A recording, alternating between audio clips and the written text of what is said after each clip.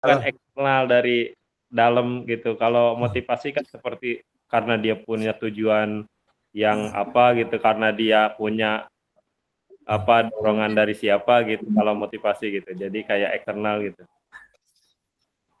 Pak Anwar, apa Pak Anwar? Bedanya Pak Ya, Anwar.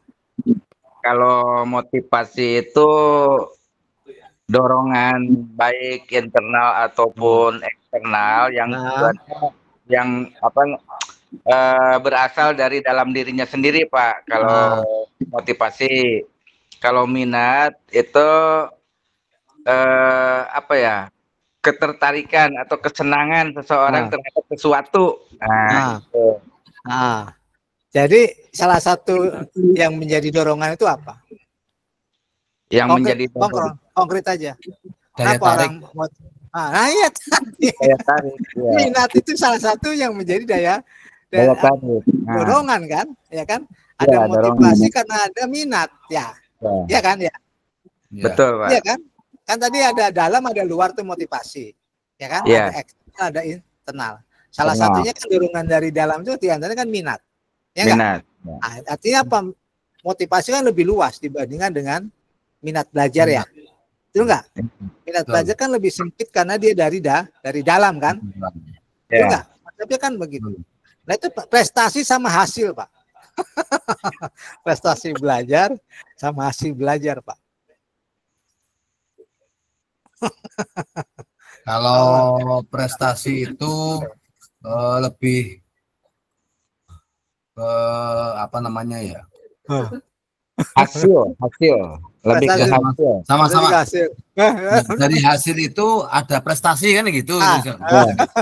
Dari Intinya hasil mas ada gitu. prestasi. Hasil belum Apa? tentu prestasi, tapi prestasi pasti merupakan hasil. Prestasi merupakan hasil. Hasil belum tentu prestasi. Coba Pak saya Apa sih ya? Itu ini akan bicara lebih spesifik, ini variabel. Prestasi belajar, hasil belajar itu bukan lagi ini. Bukan lagi konsep tapi lebih spesifik ke variabel. Apa bedanya tuh? Iya, apa bedanya tuh?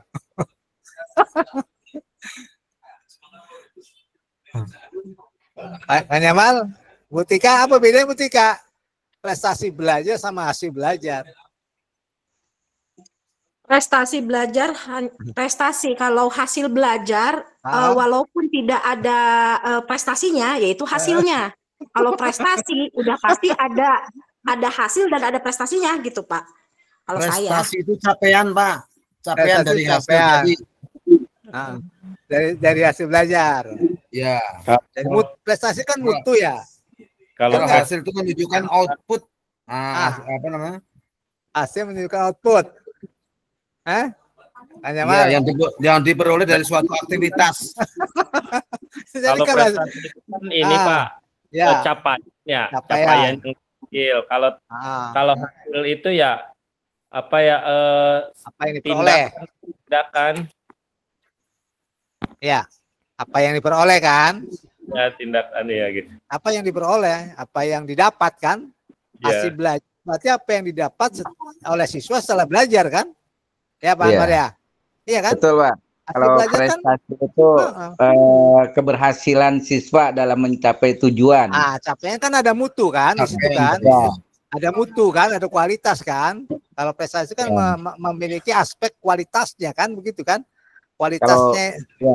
Gitu. Kalau hasil belajar mah itunya perubahan dari iya capaian.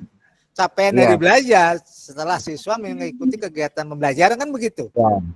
Kalau setelah ya kan berarti ada setelah, ada ukuran misalnya 1 minggu ya kan, 1 minggu, ada yang 1 semester kan begitu kan, di sekolah kan begitu, ya kan, hasil belajar 1 semester, hasil belajar 1 tahun, hasil belajar selama dia sekolah misalkan itu, iya kan, perilaku, perubahan perilaku, ciri belajar itu kan ada perubahan perilaku, begitu enggak? Ya. Kedua. Hasil belajar perubahan perilakunya apa, Bang Nyamal? Ada perubahan Pak gitu dari apa perubahannya? Dari yang tidak baik jadi baik gitu. Itu berarti kalau aspek apa? Hasil. Oh, enggak, aspek apa tadi kan dari hasil, aspek apa? Oh itu? iya. Apa? Apa Panut? Dari tidak baik menjadi baik itu berarti apa? Aspek dimensi apa itu? Hasil belajar apa? Pengetahuan capaian. Oh, bukan kan udah capaian, udah prestasi.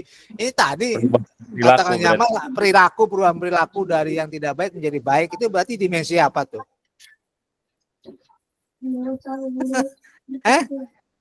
Afektif, nah iya, afektifnya kan dimensinya kan hasil belajar itu.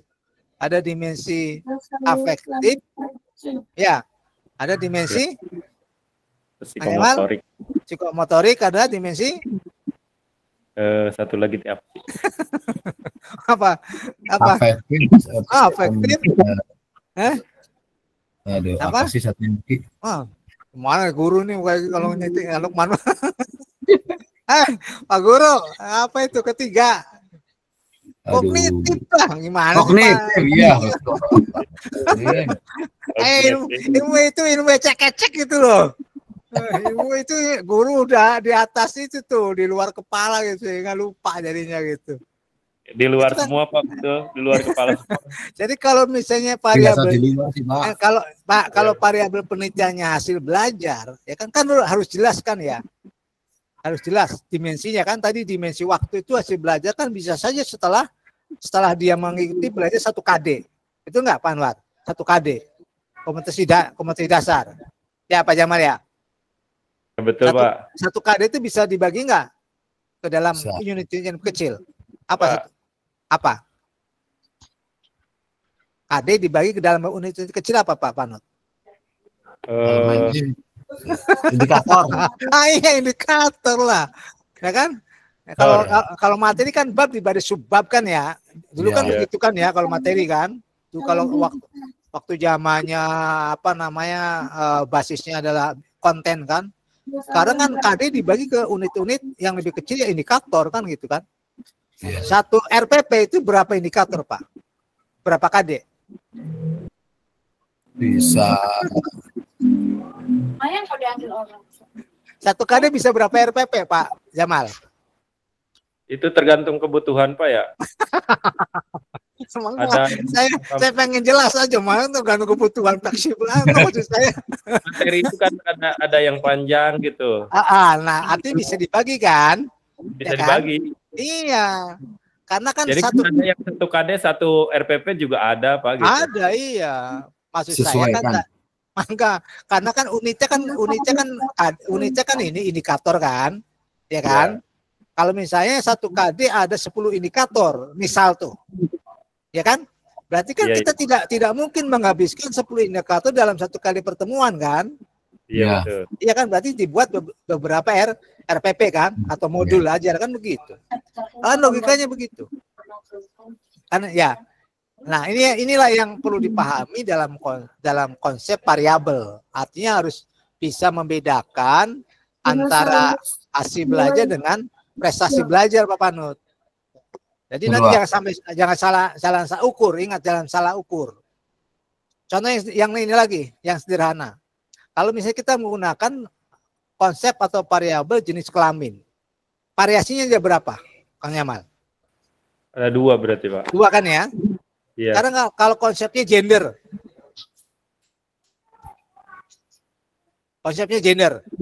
variabel gender. 3.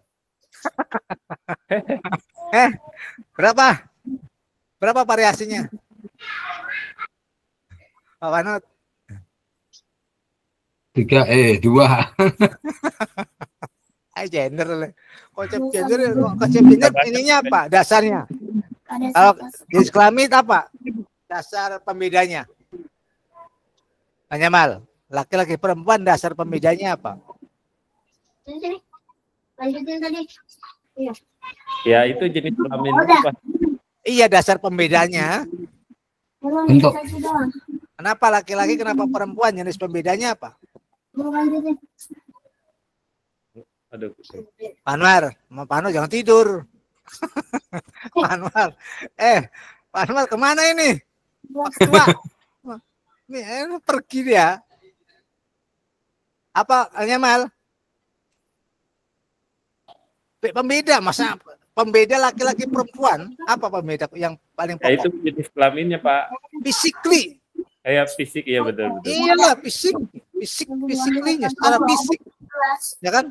Secara fisik. Kalau Kenapa nggak gender, terpikir? secara gender. Kalau gender apa pembedanya?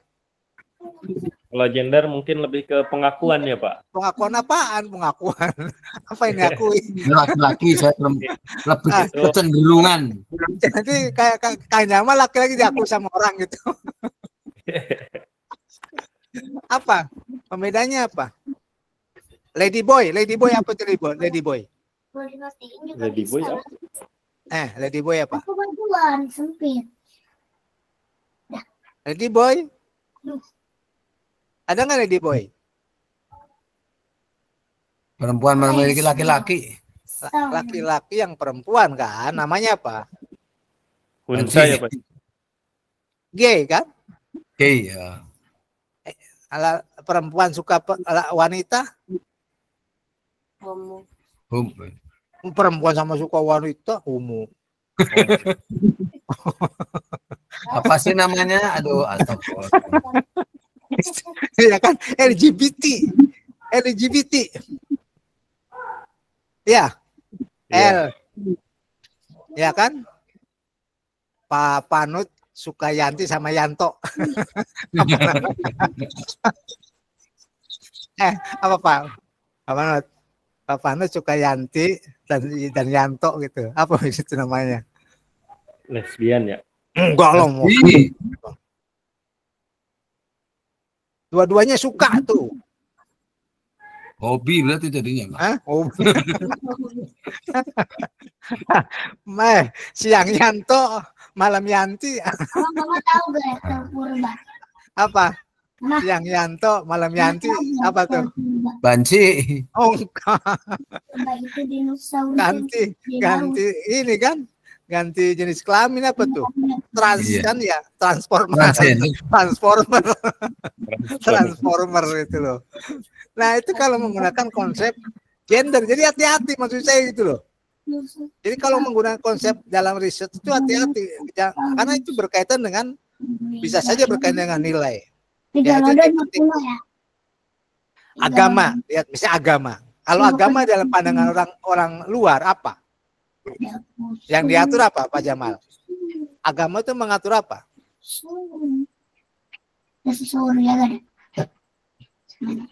Pak Panut, kalau misalnya kita menggunakan konsep agama, ruang lingkup agama apa kalau menurut Pak Panut? Ruang lingkup agama? Iya. Rohani. Kerohanian. Apalagi Iya. masa mau rohanian dulu? Kalau orang barat itu spiritualitas, kalau kerohanian itu Kang Jamal. Masalahnya hanya masalah spiritualitas. Spiritualitas itu bukan saja agama, itu lebih luas kalau dalam konsep konsep orang barat itu. Spiritualitas itu termasuk agama. Tapi yoga itu juga termasuk yoga gitu. Itu kalau menggunakan konsep, kalau agama saya merujuk kepada apa? Perilaku orang terhadap Tuhan. Kalau bahasa Pak Panut kan hablum minallah ya. Iya. Ya kan? Nah, jadi tapi tidak berkaitan dengan apa? Tidak berkaitan dengan politik, tidak berkaitan dengan ekonomi, tidak berkaitan dengan ilmu sosial gitu loh. Itu kalau konsep agama dalam pandangan mereka. Nah, itu hal-hal yang perlu dipahami artinya di dalam penggunaan konsep atau variabel dalam riset. Baik itu kualitatif maupun kuantitatif. Maksud saya begitu gitu. Nanti yang ada misalnya akhlakul karimah, ada karakter, kan begitu kan ya? Kalau Pak Panut kan akhlakul karimah, Pak. Ya, MTS kan soalnya. Iya. Sama nggak Pak dengan karakter? Sama sih sebenarnya. Nah, Pak Nyamal, betul nggak tuh? Karakter sama akhlakul karimah. Sama katanya.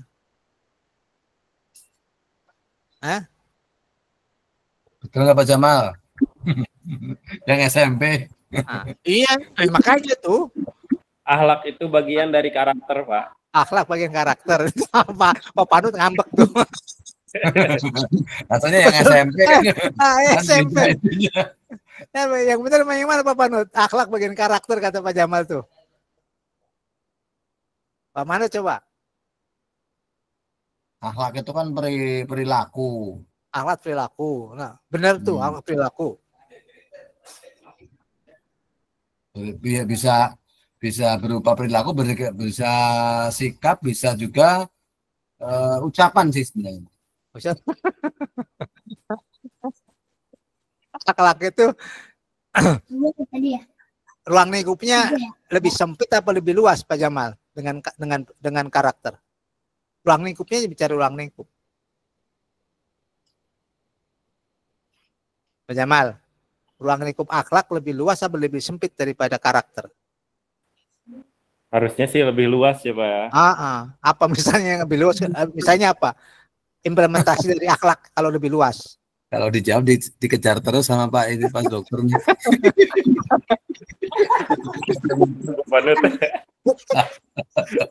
Panut. Siapa bentuk konkretnya kalau lebih luas? Saya ingin contoh. Kenapa aku sempit gitu? Coba lebih luas ini, katanya lebih luas. Karena mencapai dohir batin, Pak. Dohir batin. Misalnya apa? Akhlak manusia itu bisa nggak berakhlak terhadap malaikat?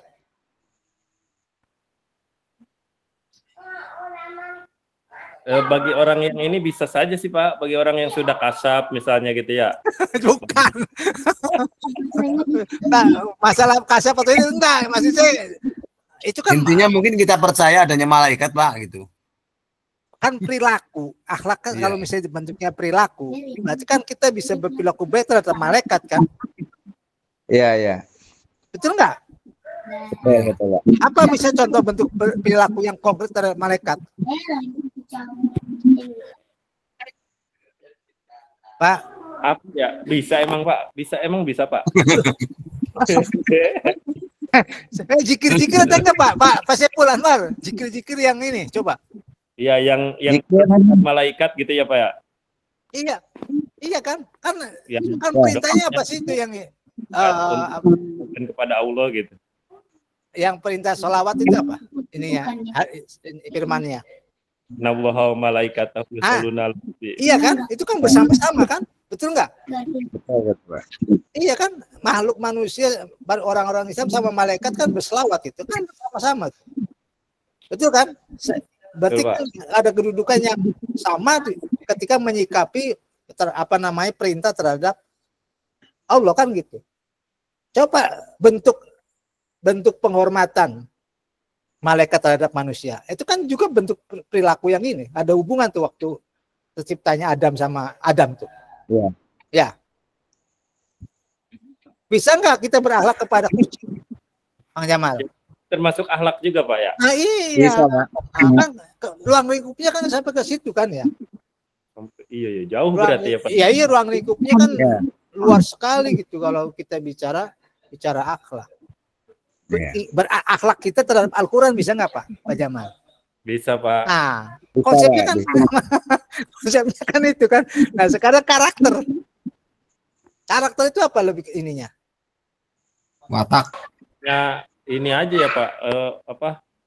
Ruang lingkupnya. Karakter itu lebih kepribadian, Pak.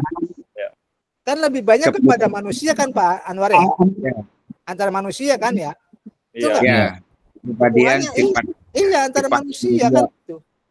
Dari karakter itu lebih mengedepankan bagaimana perilaku baik, ya kan? Perilaku positif terhadap hubungan antar manusia. Antar manusia ya. Ada yang bisa kalau konteksnya agama yang berarti antar pemeluk agama kan begitu kan ya. Misalnya kalau antar bangsa kan semuanya kan begitu. Jadi ada tidak karakter yang berkaitan dengan alam semesta, karakter dengan misalnya makhluk yang lain, ya kan? Kan umumnya adalah karakter itu 18 karakter misalnya versi Kemendikbud, ya kan? Itu kan seluruhnya berkaitan dengan alam semesta. Walaupun ada misalnya karakter terkait dengan iman dan takwa ya, betul nggak, Pak Jamal ya? Iya kan, iman dan takwa kan hubungannya sama Allah kan gitu kan. Misalnya namanya meyakini, menjalankan perintah dan larangannya kan begitu ya. Kan itu salah satu itunya bentuk religiusitasnya gitu. Nah ini yang saya maksudkan ya, penting sekali memahami variabel gitu loh dalam penelitian kuantitatif. Jadi kalau misalnya tadi ada istilah ada kan biasanya gini, ada gaya kepemimpinan, ada jenis kepemimpinan. Ya, kalau misalnya kita bicara leadership ya kan, ada gaya kepemimpinan, ada jenis kepemimpinan, ada perilaku kepemimpinan kan begitu. Iya kan? Itu yang menggambarkan variabel dalam leadership kan begitu. Coba kalau misalnya gaya Pak, gaya kepemimpinan Pak. Kalau yang rujukan yang lama Pak.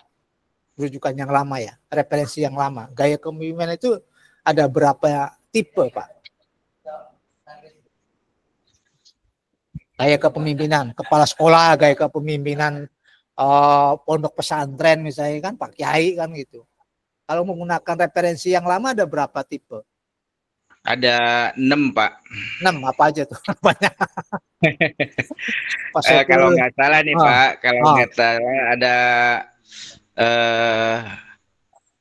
apa ya? Satu.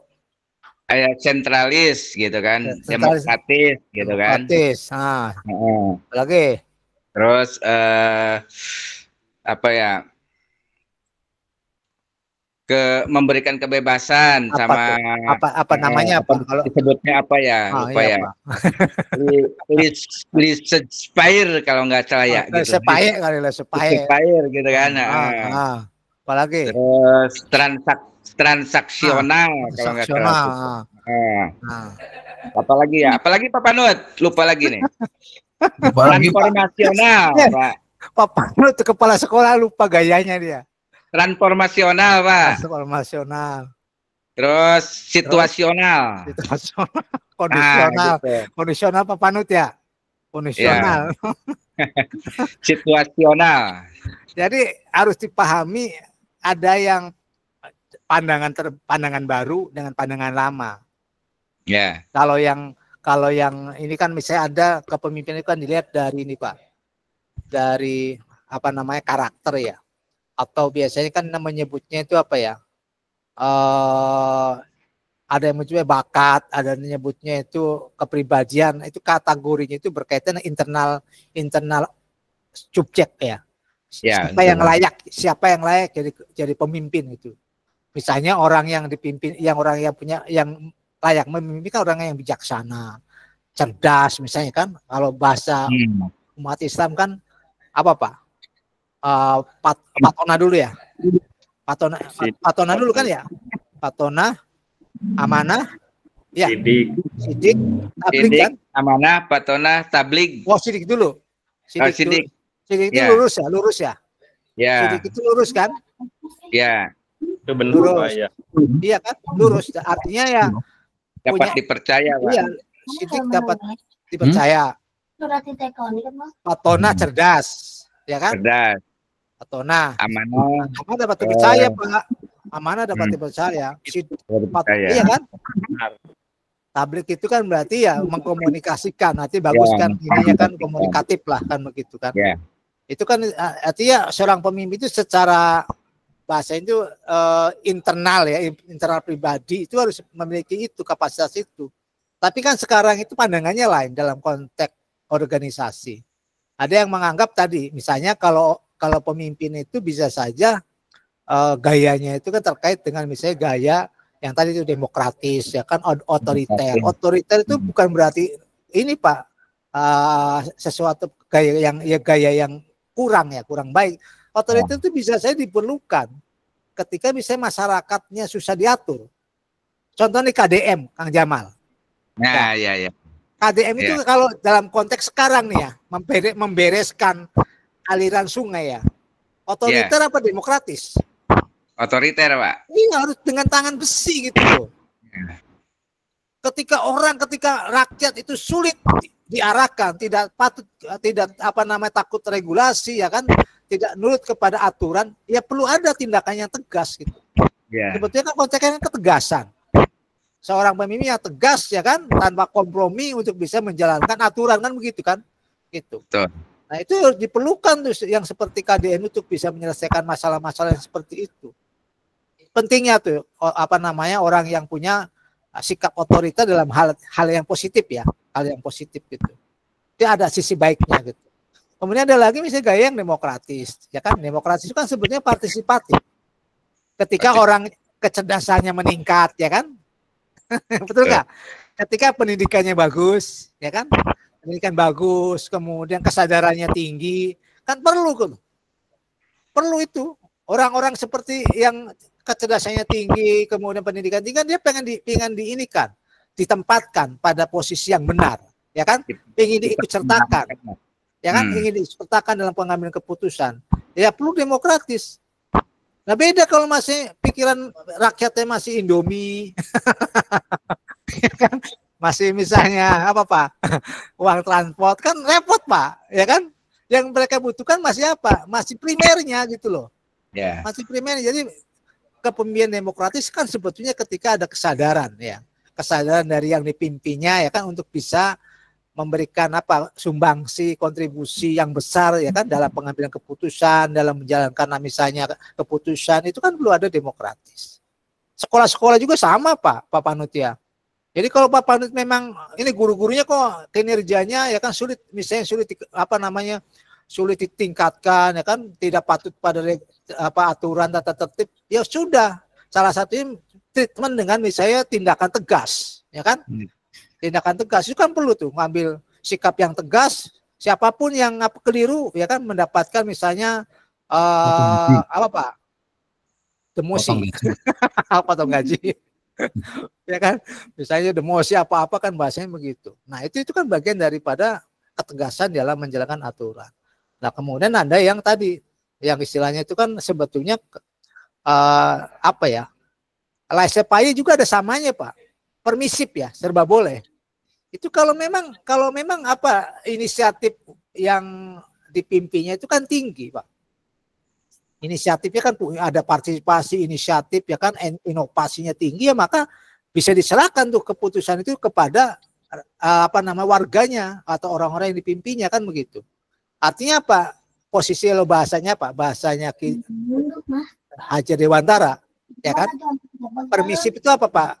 Tuturi Handayani. Enggak, kalau permisif. Kalau permisif. Kalau tuturi kan ini tuturi Handayani ingarso sungtulodo ya. Kan begitu ya. Ingmadio Mangunkarso kan yang demokratis Pak. Ya.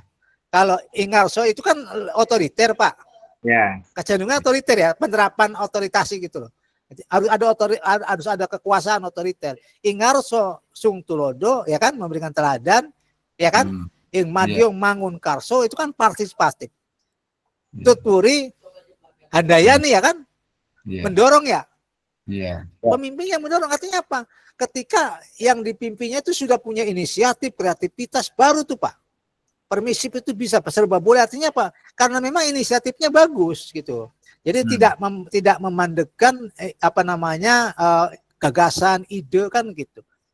Ingarso sungtulodo ingmadio Mangunkarso tuturi Handayani kan begitu gitu.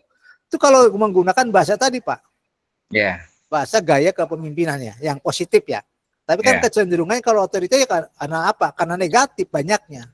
Iya kan? Tidak apa namanya ingarso sungtulodo kan begitu ya. Mumpung berkuasa. Kan iya, harusnya teladan. Keteladanan yang baik kan begitu kan. Tadi ya KDM bersih lingkungan ya, berarti dia sudah mencontohkan kan gitu. Bersih lingkungan, bersih birokrasi misalnya kan gitu kan, bersih birokrasi. Sekolah tanpa apa Pak? Tanpa wisuda. Tanpa studi tour. Ya kan? Ada positifnya kan? Karena kecenderungannya ya tadi.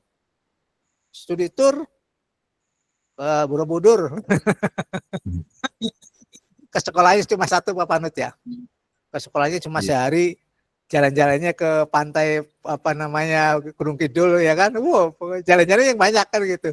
Seminggu itu ya seminggu 2 hari di perjalanan ya kan, 5 hari di edukasi ya kan. Nah, 4 harinya jalan-jalan kan begitu. Praktek-praktek yang begitu. Itu tour berarti bukan study tour. Nah, yang modern Pak Anwar, yang tadi nih. Jadi konsep kepemimpinan leadership yang banyak digunakan dalam pengembangan organisasi, itu tadi yang transformasional. Sebetulnya kan unsur yang utama kan karismatik ya. Kepemimpinan karismatik itu unsur yang apa namanya, yang unsurnya kan terkait dengan kapabilitas individual kan kalau karismatik itu Pak. Ya. Yeah. Sehingga kan muncul kultus pemimpin itu. Karena dia sumbernya karisma. Karisma itu kan bisa saja karena keturunan ya kan. Terah ya. Ya, kalau orang kerajaan kan ya turunan raja. Darah biru. Kalau pesantren ada nggak Pak Anwar? Pesantren ada Pak. Ada Gus kan? Gus. Iya, Gus. Kalau Jawa Barat apa? Jawa Barat atau Jamal? Kalau di Jawa Barat Kiai kan Kiai. Kiai mah tetap di sana. Jawa Barat apa? Ajengan ya? Ajengan. Iya kan itu kan menunjukkan terah tuh. Jadi kalau kita bicara karisma maka ya itu tadi dari terah itu. Kemudian kalau kalangan kalangan pesantren itu kan keilmuan, ya kan? Pemimpin yang punya karisma karena keilmuan, kedalaman ilmunya, kemudian kebijaksanaannya kan gitu kan. Sifatnya kan kultus, individual akhirnya kan gitu kan, individual. Tapi kalau transformasional itu sudah manajemen modern Pak. Transformasional itu kan sebetulnya akan efektif kalau memang tadi ya ada pikiran-pikiran yang maju dari kalangan pengikutnya kan gitu kan, punya organisasi punya visi, pemimpinnya punya visi ya kan, punya keinginan berubah kan begitu.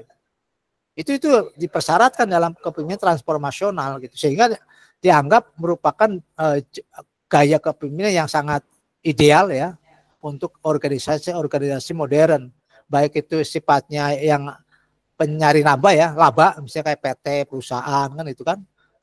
Yang nirlaba kan LSM kan gitu kan, yayasan itu nirlaba bukan Pak Panut.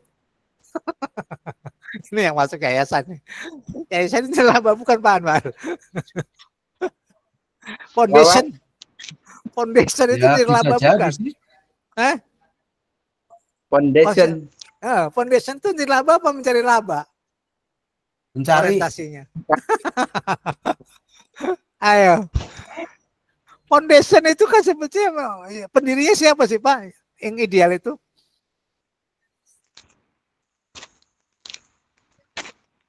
Yang ideal, foundation itu yang ideal siapa? Yang ideal pemilik harta Pak. Pemilik kapital, pemilik duit, pemilik kekayaan. Pemodal ya. Bukan pemodal, pemilik kekayaan yang punya apa? Punya tadi kemampuan untuk berbagi gitu loh. Penopangnya. Berbagi Pak. Konsepnya kan berbagi, dia itu berbagi. Memberi gitu konsepnya itu. Memberi. Artinya sudah Pak, sudah selesai dengan dirinya Pak. Iya. Dalam hal ini ya, dalam hal ekonomi ini sudah selesai. Misalnya Sampurna Foundation Pak. Ya, Sampurna Foundation. Ya kan? Iya kan? Itu kan sudah selesai gitu dalam pengertian. Memang ya dia menggunakan apakah namanya CSR ya. CSR itu kan sebetulnya kan bentuk tanggung jawab perusahaan kepada masyarakat kan. Nah, ada yang menggunakan CSR-nya secara manajerial, membuat yayasan kan gitu kan. Ada yang menyalurkan kan begitu. Ini segala baik. Jadi itu Pak Panut ya. Jadi kalau yayasan itu belum selesai dengan dirinya ya repot gitu ya. Betul nah, itu masalahnya Pak. Masih ini aja mencari terus. Iya kan, iya mestinya ya apa? Ya memang ya mereka itu punya foundation itu mereka yang orang-orang sudah ini.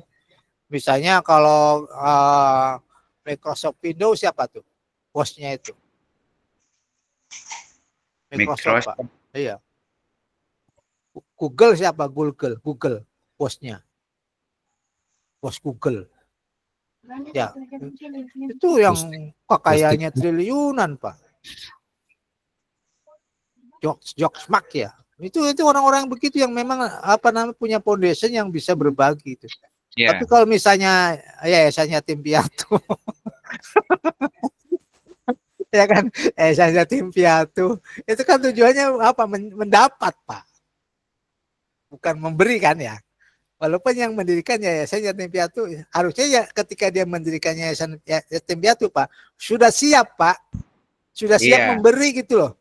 Ya. Jangan meminta ya, Pak. Jangan misalnya menyiapkan anak yatimnya itu berkeliling, Pak. Ya. Begitu paham ya maksudnya ya? Paham. Iya, jadi harus siap menghidupi gitu loh. Itu tanggung jawab sepenuhnya bagi yang pendirinya. Jangan mengdaya gunakan anak yatim piatu itu ya, wah, sampai ini gitu menjual belikan kesedihan. Ya kan, menjual belikan kesedihan kan gitu kan, eksploitasi. Iya eksploitasi, akhirnya kan eksploitasi keadaan kan begitu kan. Ya, nah itu ya, iya begitulah gitu loh, memanfaatkan anak yatim. Jadi transformasional kemudian transaksi. Nah, transaksional, Pak, itu konsep-konsep gaya kepemimpinan yang memang sekarang itu jadikan pembeda gitu loh untuk pengembangan lembaga. Transaksional itu kan sifatnya namanya transaksi kan biasanya pada perusahaan-perusahaan kan, dalam pengertian yang ikatannya kan tidak langgeng ya. Ikatannya itu kan terkait dengan ada tidaknya kontrak aja kan gitu kan, kontrak gitu. Nah, itu kalau kita bicara variabel gaya kepemimpinan. Nanti kalau misalnya gaya kepemimpinan guru itu akan beda lagi, gaya kepemimpinan guru di kelas kan begitu. Nah, itu yang saya maksud ya. Saya maksudkan di dalam variabel penelitian. Nah, ini kalau dalam penelitian kuanti seperti ini, Pak, contohnya. Makan. Nah, ini Pak Panut ya. Ini yang korelasional ganda, Pak Panut. Kang Jamal. Gandanya di mana, Kang Jamal? Ada dua ya, Pak ya. Ganda. X1 dan X2 itu. Nah, lebih dari kan? X-nya kan. Nah. Sendiri. Jadi ada 3, Pak ya. Iya, jadi 3 kan. Jadi variabel ini kan disebutnya variabel ini ya, bebas ya. Variabel independen. Jadi kalau misalnya nah sebetulnya kalau korelasional ini bisa lambangnya bisa beda, Pak. Lambang garisnya ya bisa melengkung. Yang saya maksudkan ganda itu lebih dari 2 variabel. Variabel. Nah, ini kan 3 variabel, ya 3 variabel. Yang ini kan 4. 4 variabel. 4 variabel ya. Ini yang ini nanti jumlah variabel itu akan menentukan berapa banyak permasalahan, Pak Jamal, Pak Panut ya. Berapa banyak. Nah, ini kan misalnya disebutkan kalau dua variabel bebas ya, 1 variabel terikat misalnya. Ya, ini ada misalnya apa yang disebut dengan permasalahan penelitian sederhana, korelasi sederhana. Kemudian ada permasalahan korelasi ganda. Kalau ganda berarti permasalahannya tadi melibatkan lebih dari 2 variabel. Ya. Kemudian kalau misalnya 4 nih, ya 4 berarti juga bertambah permasalahannya. Ada permasalahan korelasi sederhana misalnya X1 terhadap X1 dengan Y, X2 dengan Y, X3 dengan Y. Misalnya gini, apakah ada korelasi X1 dengan Y? Apakah ada korelasi X2 dengan Y? Apakah ada korelasi X3 dengan Y? Itu sederhana tuh. Tapi kalau ganda, misalnya apakah X1 dan X2 berkorelasi dengan Y? Y. Ya, itu namanya ganda. Apakah X1 dan X3 berkorelasi dengan Y? Nah, itu ganda. Ganda dengan 3 variabel. 4 misalnya, apakah X1, X2, dan X3 berkorelasi dengan Y? Itu berarti permasalahan yang melibatkan 4 variabel. Nah itu apa namanya, semakin banyak variabel berarti semakin banyak permasalahan penelitiannya. Nah ini kalau misalnya ada lagi nih, nah ini ya, ini kan menggunakan juga 4 ya, 4. Nah ada lagi yang seperti ini Pak. Nah, ya kan? Ini ada yang kalau penelitian analisis PET ya, pengaruh. Jadi nanti kalau dalam penelitian analisis PET itu ya ada pengaruh langsung X1 terhadap Y, X1 terhadap X4, ada pengaruh tidak langsung. Misalnya pengaruh tidak langsung X1 melalui X2 terhadap X4. Tidak langsung. Jadi kalau PET itu nanti akan lebih detail ya untuk bisa melihat pengaruhnya apakah langsung dan tidak langsung. Pengaruh langsung satu variabel, ada pengaruh langsung misalnya dari X1 ke X2 ke X3 ke X4. Nah, ya kan misalnya dari sini nih, X1 ke X2 melalui ya, X1 melalui X2 dan melalui X3. Nah, itu bisa seperti itu. Tidak langsungnya dari dia ada dua variabel mediator. Nah, itu kalau menggunakan PET ya, analisis PET gitu. Jadi nanti kalau korelasional ada istilah PET, ada istilah regresi. Regresi itu nanti juga melibatkan prinsip korelasi ya. Jadi korelasi saja, regresi, PET itu diantaranya konsep yang berkaitan dengan korelasi. Nah, ini nanti ada kalau eksperimen ya. Ini kalau dalam non survei ya. Nanti ada true eksperimen, kemudian juga ada pre-eksperimen ya. Istilah nanti ada pre-eksperimen, quasi eksperimen, ada true eksperimen. Tapi yang disebut dengan eksperimen sebenarnya true ya. True itu menggambarkan ada beberapa prinsip yang harus dipatuhi. Misalnya apa? Pengambilan datanya harus random. Kemudian distribusinya harus normal. Itu syarat-syaratnya itu. Yang utama random ya. Jadi kalau misalnya sampelnya tidak random itu tidak termasuk eksperimen, true eksperimen. Itu penting di dalam kegiatan riset eksperimen. Jadi nanti ada sel pre ya belum gitu. Pre-order sebelum order. Pre-order kan itu. Kuasi berarti kan campuran. Kuasi itu setengah gitu. Setengah eksperimen gitu. Nanti ada beberapa desain kalau eksperimen itu cukup banyak gitu. Prinsipnya kalau survei itu kan tanpa treatment ya kan. Tapi kalau eksperimen itu dengan treatment. Nah ini gambaran secara umum Pak ya terkait dengan riset kuantitatif. Sebagai pengantar ya dari saya itu, silakan kalau ada yang mau didalami Pak Anwar, Kang Jamal, Pak Panut, Bu Tika, mangga.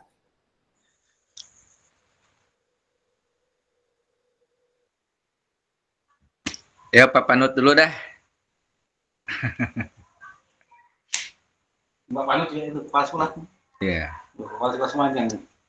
Hampir semua kepala. Dua.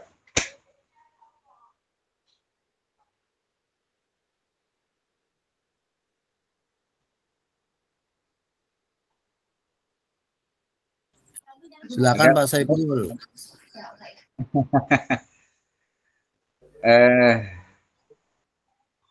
Baiklah, mangga. Assalamualaikum warahmatullahi wabarakatuh. Waalaikumsalam warahmatullahi wabarakatuh. Dalam menentukan variabel ini, apakah harus melihat ke situasi yang ada dulu, apa kita menentukan dulu temanya, baru akan terlihat variabelnya seperti apa gitu, apa gimana Pak? Ya, lebih baik memang kalau mau meriset ya, yang utamakan memang fenomena yang ditemukan di lapangan Pak. Ya, fenomena atau misalnya kondisi yang real yang ditemukan di masyarakat atau di lingkungan pendidikan, lingkungan sekolah ya. Kalau misalnya menggunakan logika yang tadi yang deterministik ya, atau sebab akibat, misalnya sebab akibat. Kan kemarin misalnya Pak Anwar kan menyebutkan permasalahan hasil belajar misalnya ya, atau keaktifan siswa kan gitu kan ya, keaktifan siswa. Itu kan problem yang dihadapi misalnya ya, atau permasalahan yang ada. Nah kan itu menarik tuh. Kalau misalnya kita sudah menemukan ujungnya kan berarti kan kenapa siswa tidak aktif ya? Ujungnya kan gitu ya. Ya, nah, kita kan bisa mengkaitkan dengan variabel yang lain kan. Logikanya kan begitu kan. Kenapa? Sebab apa? Sebab apa? Penyebabnya apa? Kan kenapa tidak aktif? Kenapa tidak aktif kan gitu kan. Gitu. Ya kan? Nah, kemudian langkah berikutnya kan kita akan melakukan apa? Mau riset apa nih? Ya kan? Mau riset apa? Tadi udah memetakan misalnya keaktifan siswa dengan beberapa variabel tuh Pak. Ya. Misalnya dengan latar belakang orang tuanya misalnya ya. Dengan misalnya teman sejawatnya misalnya ya, dengan kebiasaan dia di rumah. Kan begitu kan, pasti kita akan mencari itu tuh. Mencari masalah. Mencari jejaring Pak. Ya, jejaring. Jejaring, ya kan? Jejaring yang berkaitan dengan keaktifan siswa ya. Ya kan gitu. Misalnya saya ingin melakukan apa ya? Oh, saya ingin mengatasi. Nah, kalau kita ingin mengatasi, kira-kira risknya apa Pak? Ingin mengatasi. Iya. Ya lebih ke metode yang dicari. Iya, metodenya kan? Ya, metodenya. Atau apa namanya jenis risetnya ya? Ya. Apa misalnya yang konkret kalau kita mengatasi? Risetnya apa? Ya. Tindakan kan? Tindakan, ya betul. Ya kan? Ada tindakan yang akan dilakukan oleh kita berdasarkan analisis awal, ya kan? Untuk menyelesaikan masalah itu. Ya kan? Tetapi saya misalnya ingin, apakah ada misalnya nih keaktifan siswa itu dengan latar belakang pendidikan orang tua, ya kan? Apakah ingin membuktikan apakah ada keaktifan siswa itu berkaitan dengan kebiasaan dia misalnya ya, kebiasaan dia belajar misalnya ya? Apakah ada misalnya keaktifan siswa itu berkaitan dengan budaya masyarakatnya, ya kan? Berarti kan kita ingin menguji tuh beberapa asumsi atau teori, ya kan? Maka kan kita melakukan survei, mengkorelasikan, ya kan? Kemudian menguji pengaruh. Nah, itu sudah nanti ada bisa ada korelasi, jenis korelasi. Kemudian ada lagi misalnya ternyata ada kemungkinan ya guru itu, siswa itu tidak aktif karena apa? Ada kesalahan di dalam pembelajaran misalnya. Ada kesalahan pembelajaran. Pilihan pembelajarannya. Wah, ini Pak Ujang baru kelihatan ini. Ujang, sehat.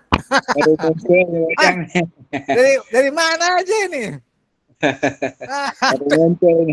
Masa Allah, Pak Ujang yang ganteng ini baru kelihatan. Tiba-tiba nongol gitu, kaget saya ini, saya seperti makhluk apa ini?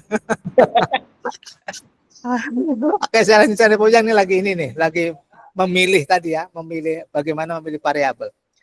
Jadi kita sudah berasumsi ada kesalahan di dalam pembelajaran misalnya Pak Anwar ya. Ya betul. Ada kesalahan di dalam memilih misalnya model, ada kesalahan di dalam memilih metode, ya kan? Harusnya menggunakan metode ini. Modelnya tidak tepat. Ya. Kita kan melakukan uji coba Pak. Melakukan uji coba model, melakukan uji coba metode, ya kan? Melakukan uji coba media misalnya. Ya kan? Maka itu kan ke eksperimen, Pak. Ya kan? Kita pilihnya eksperimen. Ya kan? Artinya dengan permasalahan yang sama, tapi kita bisa melakukan riset yang berbeda, Pak. Betul. Ya kan? Tadi bisa menggunakan action research kalau kita ingin menyelesaikan masalah yang kita hadapi. Action research tindakan. Bagaimana bisa mengaktifkan siswa dalam belajar kan? Oh, saya harus bisa menggunakan misalnya model ini supaya aktif. Kan begitu kan? Baru lihat perkembangannya. Tapi kita asumsi kita apakah keaktifan siswa itu berkaitan dengan variabel yang lain ya kan? Ingin mengaitkan dengan variabel lain, maka kita bisa menggunakan survei. Survei bisa korelasional ya kan? Bisa komparasional kan gitu kan? Tapi kalau kita juga punya keyakinan ada kesalahan yang dilakukan oleh guru, harusnya menggunakan misalnya hal-hal yang cocok ya, apakah model, apakah media, ya kan, apakah misalnya pendekatan kan begitu kan, maka kita bisa melakukan eksperimen. Jadi tergantung kepada apa? Tergantung juga kepada tujuan kita kan gitu kan. Tujuan penelitian kita itu untuk apa gitu? Untuk menyelesaikan masalah, ingin memverifikasi, mengkonfirmasi, ya kan? Tadi kan konfirmasi itu survei, Pak. Atau kita ingin melakukan uji coba, menggunakan eksperimen gitu. Nah, itu yang kira-kira seperti itu, Pak Anwar ya. Di dalam memilih variabel itu harus bisa melihat permasalahan yang dihadapi oleh kita di sekitar kita. Baru kita bisa membuat jejaring, Pak. Ingat jejaring ya. Konsepnya kan tadi sebab akibat kalau dalam penelitian kuantitatif. Ada yang ada akibatnya, ada sebabnya. Akibatnya ujung, Pak. Ingat, akibatnya ujung. Gurunya malas Pak Panut. Pak Panut, gurunya ini kan malas datang misalnya ya. Ya kan ya? Jadi misalnya Pak Panut ini contoh aja tuh, jangan ngambil hati. Pak Panut punya guru nih. Pak Panut kan kepala sekolah. Taruhlah 35 orang, Pak. Iya. Pak Panut sudah tata tertib ada, Pak. Ya, pengawasan ada, Pak. Ya kan? Piketnya ada, Pak. Tapi laporan kinerjanya setiap bulan misalnya ya. Antara misalnya kurang dari target yang diinginkan kepala sekolah, tidak nyampe 75 misalnya. Analisis 3 bulan tuh. Kan pasti Pak Panut mencari sebab. Apa penyebabnya? Kinerja guru ini kok rata-rata 75 misalnya kan, atau kurang dari 75. Kan pasti Pak Panut akan mencari tuh jejaring yang berkaitan dengan lemahnya atau rendahnya kinerja. Belum dibayar akan ditelisik tuh ya kan, kesejahteraan, betul nggak? Kesejahteraan, kemudian pembagian tugas misalnya kan, ya kan, pembagian tugas guru kan begitu kan? Ada tidak guru yang misalnya terlilit penjol atau tidak pinjol? Kan gitu kan, sekolahnya ada sekolahan tapi kayaknya pikirannya kemana-mana kan gitu. Pasti akan melakukan jejaring permasalahan, Pak, yang mengaitkan problem dengan variabel-variabel yang lain, sehingga kan nanti akan diambil apa yang akan kita lakukan, melakukan riset apa yang bisa menangani misalnya permasalahan yang dihadapi oleh Pak Panut terkait dengan kinerja, ya kan, kedisiplinan, ya kan, ketegasan misalnya penegakan disiplin misalnya kan, bisa tuh banyak, Pak, variabel-variabel yang berkaitan dengan kinerja guru. Ujung-ujungnya Pak, ternyata kepemimpinan kepala sekolahnya yang kurang mencerminkan keteladanan misalnya. Misal ternyata guru-guru ini bukan persoalan kesejahteraan tapi soal kepemimpinan misalnya, ya kan. Nah, coba diuji. Itu enggak. Saya kepemimpinan saya misalnya kan kinerja saya kurang ini kan bisa dinilai oleh mereka. Ya kan? Nanti sebagai sebuah riset bisa saja, Pak. Bukan sebagai evaluasi ya, sebagai riset, maka bisa saja guru meminta Pak Panut untuk bisa melakukan penilaian persepsi guru terhadap kinerja Pak Panut kan gitu kan. Kemudian dikaitkan dengan kinerja dia. Nah, kinerja kepala sekolah dalam persepsi guru ya kan dengan kinerja gurunya. Coba, kan pasti ada kinerja yang persepsi guru yang mungkin kurang bagus ya kan ya. Ada persepsi guru yang bagus, ada nggak kaitannya tuh?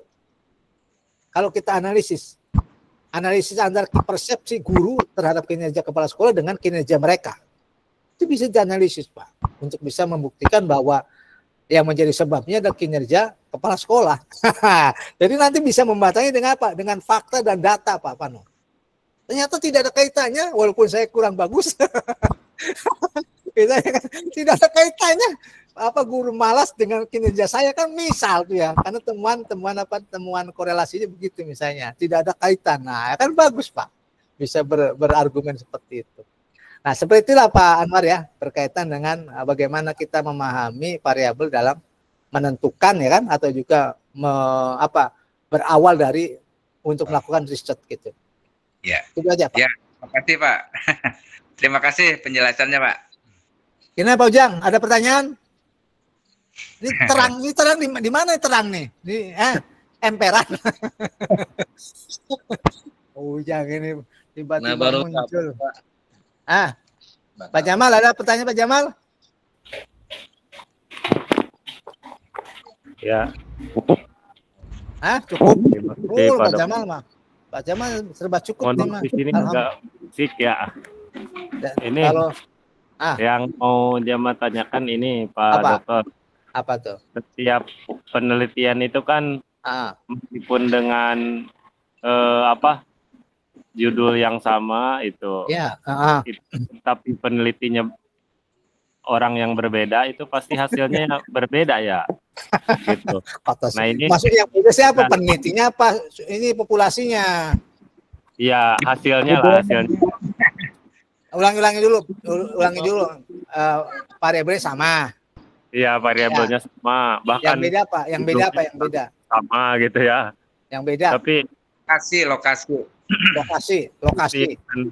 Penelitinya beda dan ditelitinya beda gitu. Hasilnya kan berbeda ya gitu. Kalau misalkan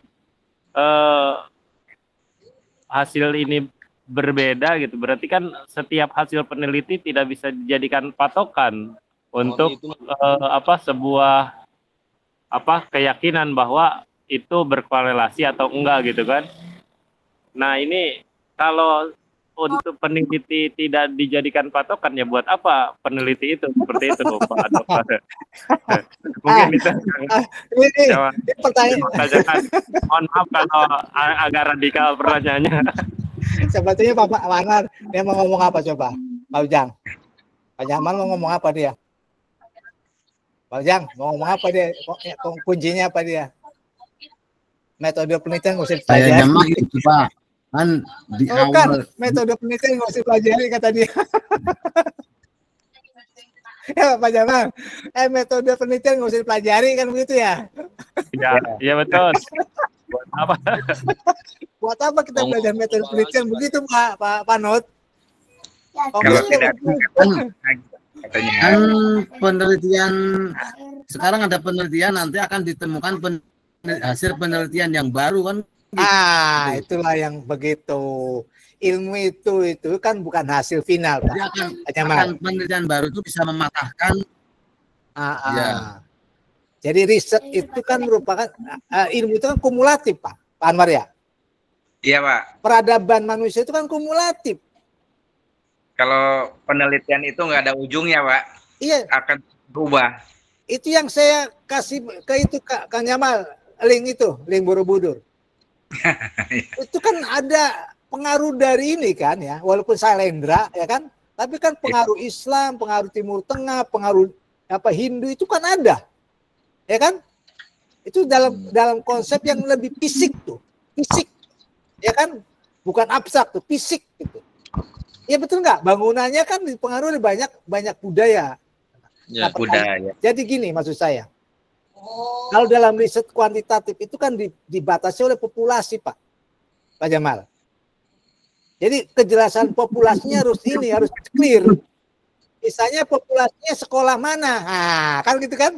Populasi, sampling itu mewakili populasi gitu. Jadi kalau populasinya sekolahnya Kang Jamal, ingat nih ya, populasinya adalah siswa SMP kelas 8, 9, 10 SMP apa? Hanya mal. SMP Yasdik, Pak. Yasdik ya. Ya kan? Misalnya jumlah siswanya 700 misalnya. Ya kan? Itu populasinya tuh. Sampelnya kan misalnya taruhlah 10%, berarti 70. Ya. Generasinya adalah apa? Generasinya hanya di SMP-nya ini Pak Jamal. Jangan dibawa ke Pak Panut. Generalisasi ya, dari 70 ke 700 tuh, kan hanya di sekolahnya Kang Jamal tuh, yang populasi Pak Panut beda lagi. Jadi kalau misalnya variabelnya sama, penelitinya beda, yang Kang Jamal sendiri peneliti ya, kemudian Pak Panut juga meneliti di sekolahnya sendiri, populasinya di MTS, ya kan? Nah, tapi apa yang harus dilakukan?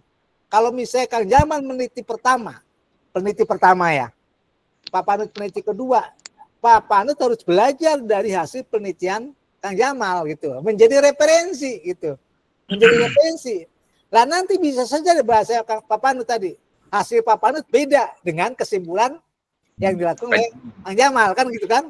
Berarti kan kontra tuh. Kontra menjadi apa? Dialektika. Menjadi dialektika.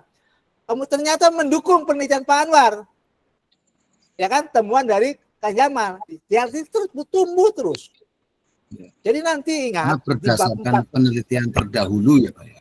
Betul. Nanti kalau di bab 4 Pak, di bahasan hasil ya, hasil penelitian, itu pasti mengaitkan dengan penelitian sebelumnya. Ya. Penelitian-penelitian sebelumnya itu digunakan untuk menjelaskan hasil temuan kita Pak Jamal. Penelitian terdahulu itu digunakan untuk menjelaskan hasil penelitian kita. Apakah kontra, apakah berbeda atau sama. Kalau berbeda, kenapa berbeda harus dijelaskan. Nah itu muncul nanti adalah hasil temuan baru gitu loh. Jadi terus ilmu itu akan bertambah gitu, kumulatif. Sehingga nanti kalau misalnya dalam bentuknya teknologi ya, kalau ini kan bentuknya misalnya teori-teori gitu ya. Bentuk teknologi harus apa? Ada hasilnya, perangkatnya apa? Kan kalau misalnya teknik itu kan ilmu yang sudah menghasilkan tuh. Iya kan? Kalau pendidikan kita kan masih sifatnya ya abstrak lah.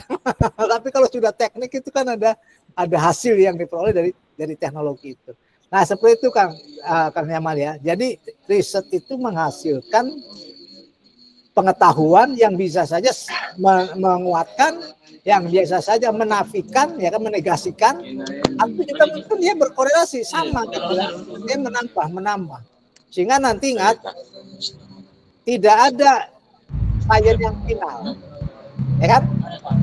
Rumusnya apa coba Pak Anwar? Kebenaran yang ditemukan oleh ilmu pengetahuan itu berapa persen? Paling tinggi 5% paling tinggi. paling tinggi 5% kebenaran yang ditemukan ini.